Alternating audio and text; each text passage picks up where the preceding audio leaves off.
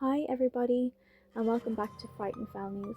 We have a fright in store for our listeners today, which is the story of the Bell Witch. So let's get into it. The Bell Witch is one of the most famous and unsettling legends in American folklore.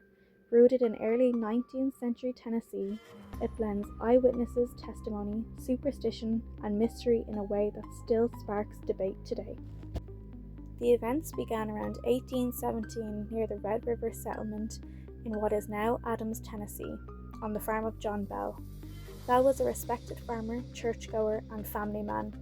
His household included his wife Lucy and several children, among them Betsy Bell, who would become central to the story. The first strange occurrences were subtle. John Bell reported seeing odd animals around his property, creatures that didn't quite resemble anything familiar. One was described as having a body of a dog with the head of a rabbit. Another appeared bird-like, yet unusually large. When Bell tried to shoot one of them, it vanished. Soon after, the disturbances moved inside the Bell home. At night, the family began hearing knocking on walls, scratching noises, chains dragging, and what sounded like rats gnawing on bedposts. Initially, they dismissed it as animals or imagination, but the sounds grew louder and more persistent. Then, things turned physical. The Bell children, especially Betsy, were subjected to violent attacks. Their hair was pulled, they were slapped, pinched, and even lifted from their beds. Unlike typical ghost stories, these assaults left visible marks. Eventually, the entity began to speak. At first, it whispered faintly. Over time, its voice became clear and articulate. It could quote scripture, sing hymns, and hold conversations.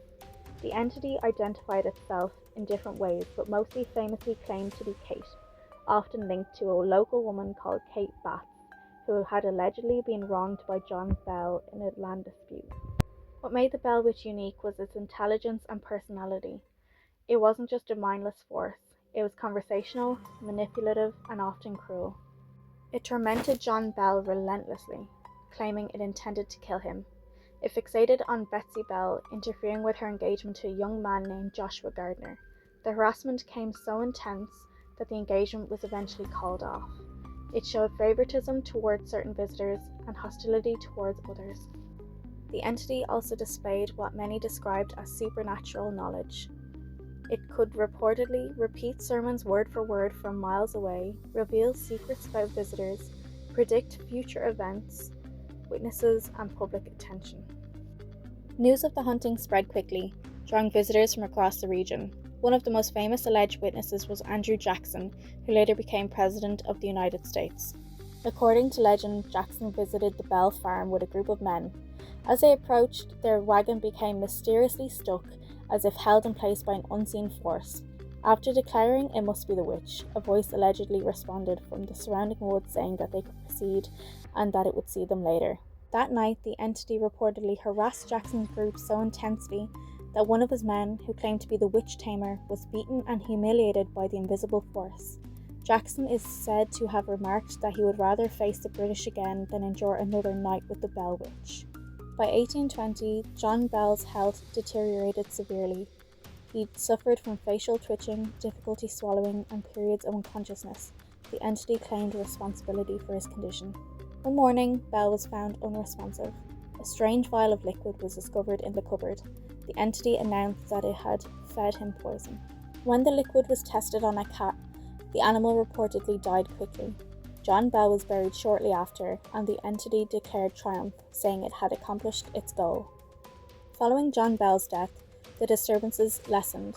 The entity eventually announced it would leave, but promised to return in 7 years. According to the legend, it did return in 1828, briefly visiting John Bell Jr. and engaging in philosophical discussions before departing again, this time claiming it would return in 107 years.